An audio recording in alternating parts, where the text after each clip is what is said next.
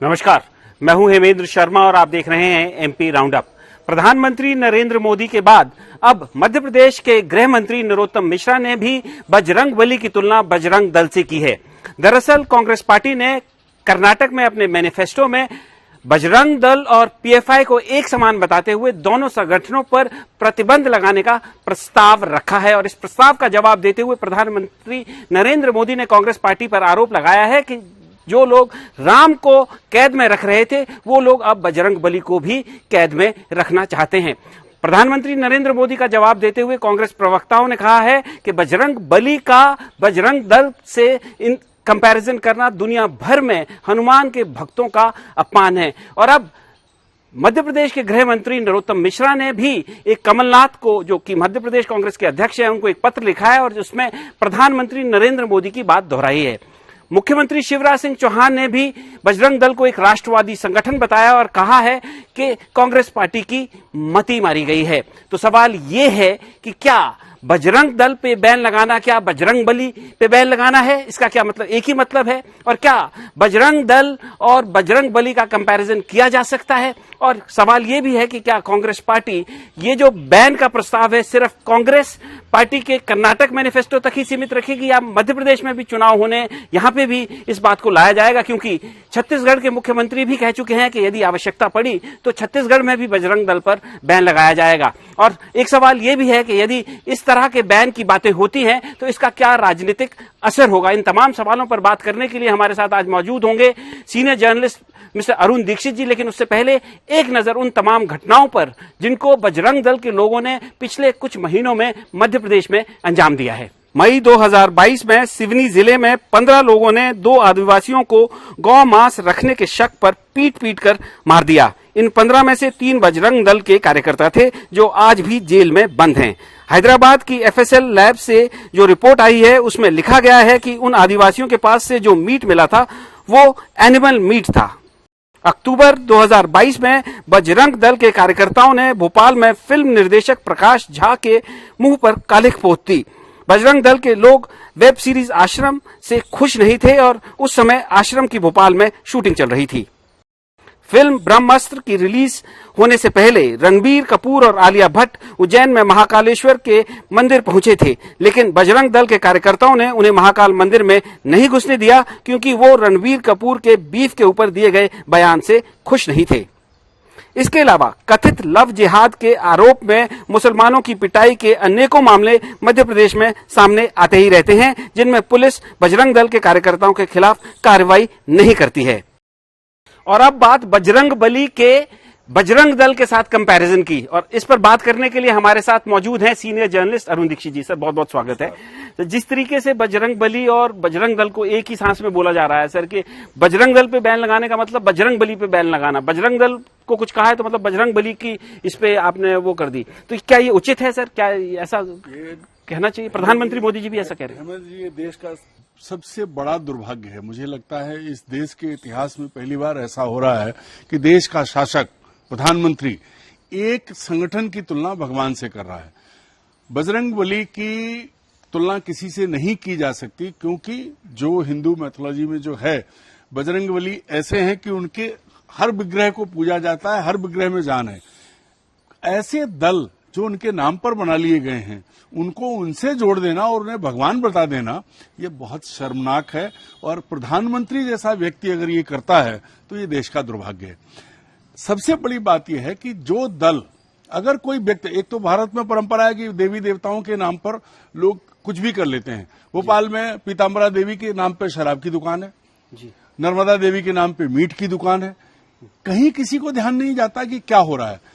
ऐसी जगहों पर अगर बजरंग दल को लेकर के इस तरह की टिप्पणी की जा रही है, आप एक बहुसंख्यक समुदाय के साथ खड़े हैं, आपने धर्म निरपेक्षता, देश के संविधान और तमाम व्यवस्थाओं को अनदेखा किया है, वो अपनी जगह है, आपका चुनावी एजेंडा है, लेकिन उन चीजों को तो मतलब ये कहां बजरंगबली और कहां बजरंग दल? तो सर जो कांग्रेस पार्टी के प्रवक्ता कह रहे हैं कि देश भर में या दुनिया भर में जो हनुमान जी के भक्त हैं उनका ये अपमान है अगर आप बजरंग दल का बजरंगबली से कंपैरिजन। मैं हनुमान जी का बड़ा भक्त हूं। मैं मानता हूं हनुमान सर्वशक्ति संपन्न देवता न होते हुए देवता से ऊपर है। राम जी से ज्यादा हनुमान पूजे जाते हैं।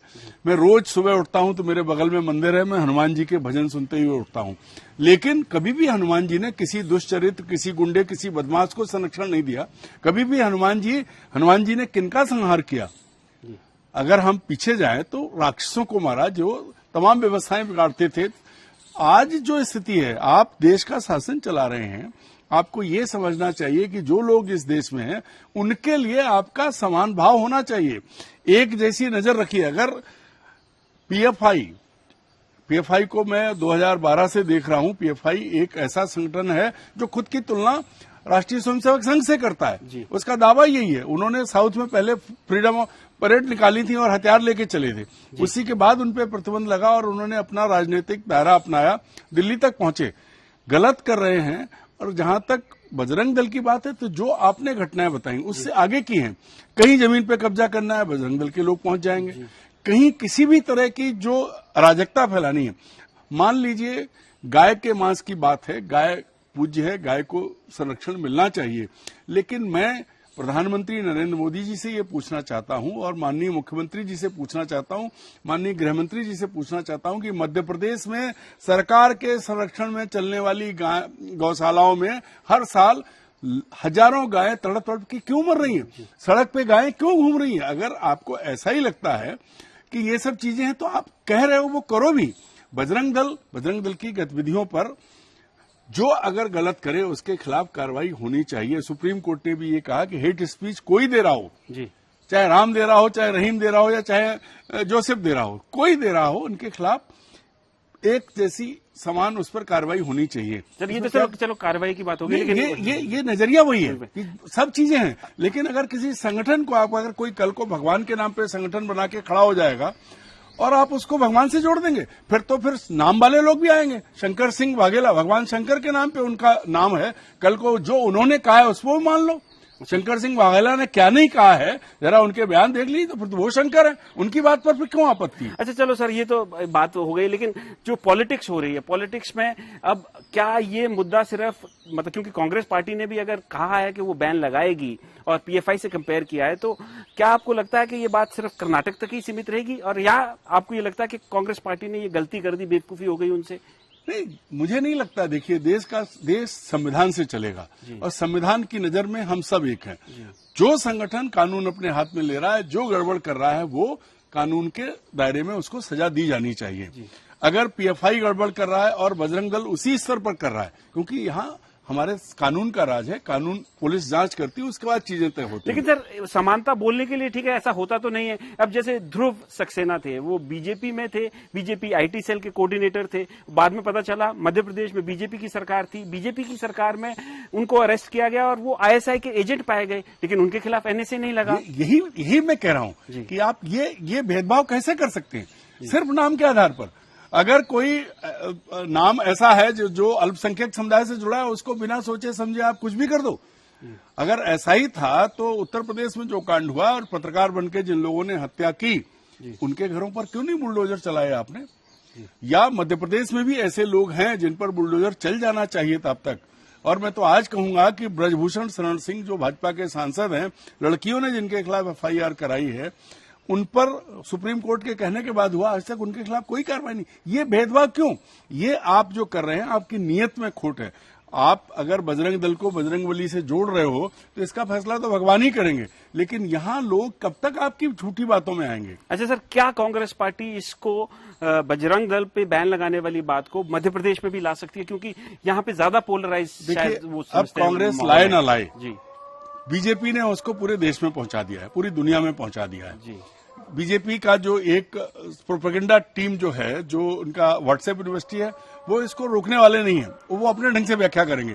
जब खुद प्रधानमंत्री कह रहे हैं कि बजरंगबली से जोड़ दिया है उन्होंने, तो वो पूरे देश में कांग्रेस ने, मुझे लगता है कांग्रेस नेतृत्व ने संविधान के नियमों के मुताबिक सर्वधर्म समभाव धर्मनिरपेक्षता की नीति पर चलते हुए ये बात कही है कि जो अगर बजरंग दल हर जगह कानून अपने हाथ में ले रहा है, पीएफआई भी अपने ढंग से अपना काम कर रहा है, वो भी खुद को देशभक्त कहते हैं, तो दोनों एक प्लेटफॉर्म पे हैं, दोनों के खिलाफ एक जैसी कार्रवाई होनी अच्छा चाहिए। सर, लेकिन अभी मौसम चुनाव का है, क्या राजनीतिक फायदा होगा या नुकसान होगा? फाइनल क्वेश्चन आपसे। जिस तरह से प्रचार हो रहा है, हाँ जी। जिस तरह से प्रचार देश का मुखिया कर रहा है, उससे लोग उन पर भरोसा अभी भी करते हैं। तो कांग्रेस को कर्नाटक में भले ना हो, क्योंकि सोच समझ के ही रणनीति तैयार की होगी, लेकिन यहां ये पूरी कोशिश करेंगे कि इसका नुकसान हो, क्योंकि इनके पास सब तरह के संगठन है। आज की तारीख में अकेला बजरंग दल नहीं है, सैकड़ों संगठन खड़े हो गए हैं जो इसी लाइन पर चल रहे हैं।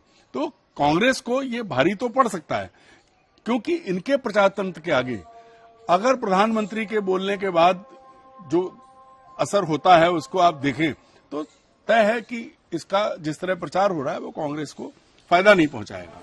तो मध्य प्रदेश कांग्रेस के अध्यक्ष कमलनाथ ने भी कहा है कि चाहे वो कोई व्यक्ति हो या कोई संगठन हो, यदि कोई समाज में वैमनस्य फैलाने का काम करता है तो उसके खिलाफ कार्रवाई होनी चाहिए, और ये इसलिए होनी चाहिए क्योंकि सुप्रीम कोर्ट का ऐसा कहना है कि ऐसे व्यक्ति और ऐसे संगठनों के खिलाफ कार्रवाई होनी चाहिए। लेकिन कांग्रेस पार्टी ने कर्नाटक के मैनिफेस्टो में कहा है कि बजरंग दल पर बैन लगाया जा सकता है। इसका निश्चित तौर पर पूरे देश में कांग्रेस पार्टी को नुकसान भी हो सकता है। एमपी राउंडअप में आज सिर्फ इतना ही। कल फिर मुलाकात होगी, तब तक के लिए थैंक यू, गुड बाय।